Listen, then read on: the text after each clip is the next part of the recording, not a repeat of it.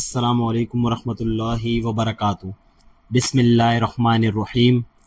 عبداللہ بن زید رضی اللہ تعالیٰ عنہ سے رسول کریم صلی اللہ علیہ وآلہ وسلم کے وضو کے بارے میں پوچھا تو عبداللہ بن زید رضی اللہ تعالیٰ عنہ نے پانی کا ایک طشت منگوایا، پھر ان لوگوں کے دکھانے کے لیے وضو شروع کیا۔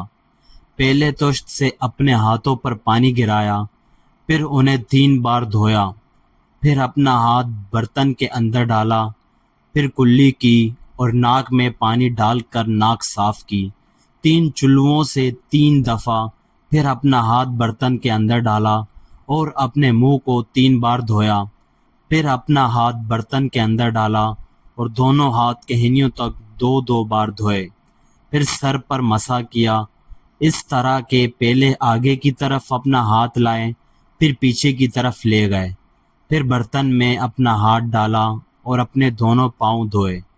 دوسری روایت میں ہم سے موسیٰ نے ان سے وہیب نے بیان کیا کہ آپ نے سر کا مسح 1 دفعہ کیا۔ صحیح بخاری حدیث نمبر 192۔